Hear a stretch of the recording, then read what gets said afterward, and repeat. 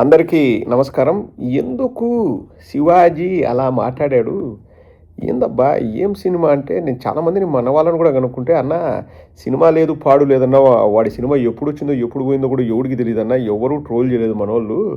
కానీ వేరే ఒక విషయం పైన మనోళ్ళు ట్రోల్ చేశారన్నా. ఈయన ఓవర్ యాక్షన్ చూడు అని చెప్పేసి, దాన్ని మనసులో పెట్టుకొని ఏదో నా సినిమా మీద అటాక్ చేస్తున్నారు అది ఇది అని చెప్పేసి ప్లేటు ఫిరాయించి చీప్ పబ్లిసిటీ కోసం ట్రై చేస్తున్నారు అనే సమాధానం నాకొచ్చింది మా వాళ్ళని కనుక్కుంటే.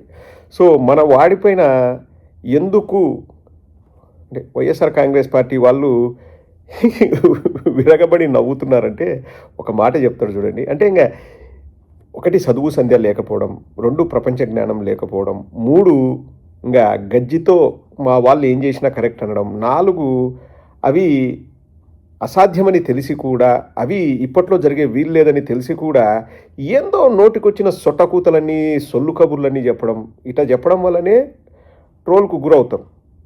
ఇప్పుడు శివాజీ ఏం మాట్లాడుతున్నాడో, ఎవరికో ఇంటర్వ్యూ ఇస్తూ ఏం మాట్లాడుతున్నాడో ఒకసారి వినండి. ఎగ్జాంపుల్, నేను ఎన్నో రోజుల నుంచి మొత్తుకుంటున్నది ఇది జనంతో ప్లస్ రాజకీయ నాయకులతోటి.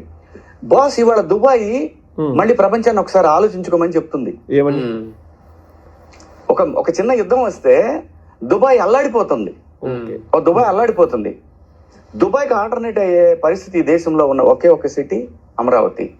అటు సౌత్ ఈస్ట్ ఏషియాకి కానివ్వండి, ఇటు వెస్టర్న్ కంట్రీస్కి వెళ్ళటానికి కానివ్వండి, మిడిల్ ఈస్ట్కి వెళ్ళటానికి కానివ్వండి, అమరావతి పెద్ద హబ్ అయ్యే అవకాశం ఉంది విత్ ఏవియేషన్. ఎందుకంటే ఈ దేశంలో వాటిని ఏమంటారంటే దాన్ని ఆ భాషలో చెప్పాలంటే, మన భాషలో మాట్లాడుకుంటే సర్వీసింగ్ సెంటర్. ఓ ఫ్లైట్ ఒక 16 hours 14 hours ట్రావెల్ చేసి 15 hours ట్రావెల్ చేసిన ఫ్లైట్, దానికి సర్వీసింగ్ చేయాల్సిన పరిస్థితులు ఉంటాయి, రిపేర్లు వచ్చినవి ఉంటాయి, చిన్నవి ఉంటాయి.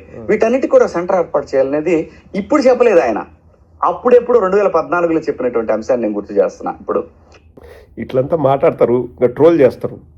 నన్ను ట్రోల్ చేయండి అన్నట్లు మాట్లాడతారు. హబ్ అవుతుందంట. ఇప్పుడు దుబాయ్ కొంచెం యుద్ధం వస్తేనే అతలాకుతలం అయిందంట, అల్లాడిపోయిందంట. అమరావతి ఏం బ్రేక్ డ్యాన్స్ చేస్తుంది యుద్ధం వస్తే? దా మీద పడు, దా నా మీద బాంబులే, దా నన్ను కాల్చు అని చెప్పేసి అమరావతి ఏమన్నా బ్రేక్ డ్యాన్స్ చేస్తుందా? ఒరే యుద్ధం వస్తే ఏడైనా కానీ ఎవరైనా కానీ భయపడతారు. అసలు ఎలా హబ్ అవుతుంది, ఎలా సెంటర్ అవుతుంది? ఇంకా వీళ్ళ మాటలకు అడ్డు అదుపు ఉండదండి. అక్కడ అసలు నగరమే లేదు, అక్కడ సిటీయే లేదు. అమరావతే బెస్ట్ సిటీ అంట. ఏది? సర్వీసింగ్ సెంటర్ అంట. విమానాల సర్వీసింగ్ సెంటర్. రిపేర్లు, బోల్ట్లు, నట్లు టైట్ చేసుకోవాలట. సో ప్రయాణం చేసేటప్పుడు ఇప్పుడు ఎగ్జాంపుల్ అండి, యుఎస్లోని వెస్ట్ కోస్ట్ కూడా నాకు తెలిసి ఇండియా నుంచి డైరెక్ట్ ఫ్లైట్లు ఉన్నాయి అనుకుంటా. 18-20 గంటలు పడుతుందేమో, నాకు ఎగ్జాక్ట్ టైమింగ్ తెలీదు. ఉన్నాయి డైరెక్ట్ ఫ్లైట్, ఈస్ట్ కోస్ట్కో వెస్ట్ కోస్ట్కో ఉన్నాయి. మామూలుగా నాకు తెలిసినంత వరకు నేను ఒక 30 దేశాలు తిరిగాను. మన ఇండియా నుంచి వెళ్ళాలన్నా, లేకపోతే ఇంకా eastern countries like Singapore, Malaysia అక్కడ నుంచి వెళ్ళాలన్నా, మరీ ఇంకా ఆస్ట్రేలియా నుంచి అయితే దుబాయ్ సెంటర్ అవుతుంది. దుబాయ్ కానీ లేకపోతే ఎతిహాద్ ఎయిర్లైన్స్ వాళ్ళు కానీ అది సెంటర్ అవుతుంది. మన ఇండియా నుంచి ఈస్టర్న్ కంట్రీస్ నుంచి అయితే మ్యాక్సిమం నాకు తెలిసినంత వరకు అండి ఫ్రాంక్ఫర్ట్లోనో లేకపోతే ఆమ్స్టర్డామ్లోనో అక్కడ ఆపుతారు. అది సెంటర్, అంటే జర్మనీ. ఇవి ఏ విధంగా ఇండియా అందులోనూ అమరావతి సెంటర్ అవుతుంది? ఏమోబ్బా నాకు తెలీదు.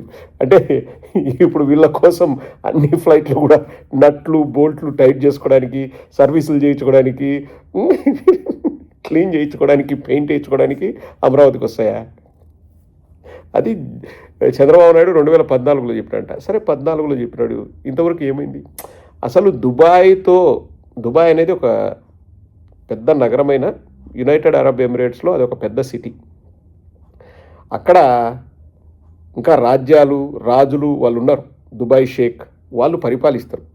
సో గవర్నమెంట్ దగ్గర ముబ్బడిగా డబ్బులు ఉన్నాయి. వాళ్ళు పెట్టుబడులు పెడతారు. వాళ్ళు ఎంతైనా పెడతారు, వాళ్ళ ఇష్టం. వాళ్ళను మళ్ళా ఆపే వాళ్ళు ఉండరు, వాళ్ళు ఎవరిని అడగాల్సిన అవసరం లేదు. అక్కడేం ప్రభుత్వాలు మారవు. ఇంకోటి జరగదు.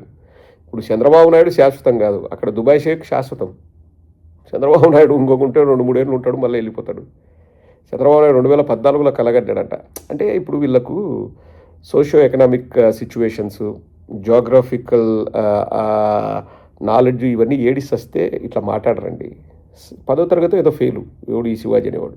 ఇంకా వీళ్ళకి ఇంతకంటే నాలెడ్జ్ ఏముంటుంది? ఆ టెక్నికల్ టర్మ్స్ తెలియదంట. మన వాడుక భాషలో సర్వీస్ సెంటర్లు అంట. దుబాయ్ కట్టడానికి అంటే ఇప్పుడున్న దుబాయ్ అలా ఏర్పడడానికండి దాదాపుగా నాకు తెలిసి 30 నుంచి 40 ఏళ్ళు పట్టింది.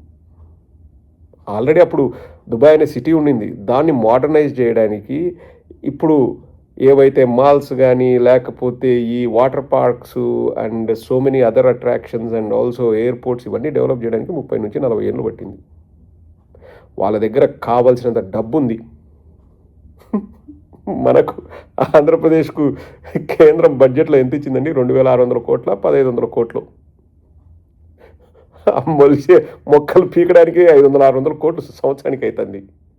నీళ్లు తోడేదానికి ఇంకొక 500 కోట్లు. ఏ మూలకు సరిపోతుంది?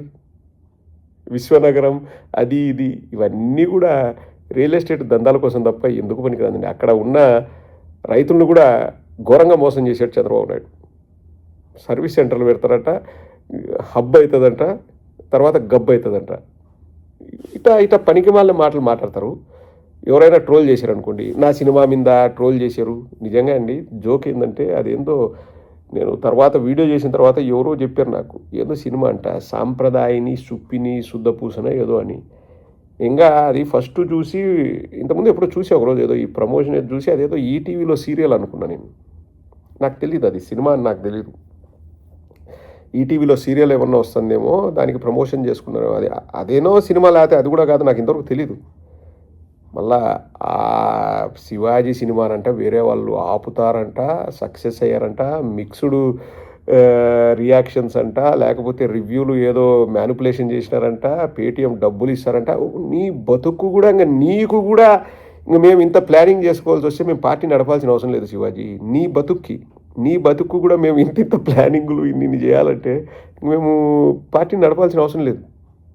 ప్రతివాడు ఇంకా వానికి వాడు ఏందో తురుంఖాన్ లాగా వాడికి వాడు ఏందో ఇదిలాగా ఫీల్ అయ్యి ఆడవాళ్ళు ఎట్ట బట్టలు వేసుకోవాలా, ఆడవాళ్ళు ఎట్ట తిరగాలా, ఇటోళ్ళు చదువులు చెప్పేవాళ్ళు. ఈ 10వ తరగతి ఫెయిల్ అయ్యి పనికిమాల పనులు చేసుకునేవాళ్ళు, వీళ్ళు చదువులు చెప్పేవాళ్ళు. అందరికీ మన కర్మ అండి నిజంగా. ఆంధ్ర రాష్ట్రం ఏ జన్మలో ఏ కర్మ చేసుకుందా కానీ కిరసనాయిలు అమ్ముకునేవాడు, పెట్రోల్ బంకుల్లో పనిచేసేవాడు, ఫిట్టింగ్ సెక్షన్ సూపర్వైజరు, 10వ తరగతి ఫెయిల్ అయిన వాళ్ళు వీళ్ళంతా చదువు చెప్తారు మనకు.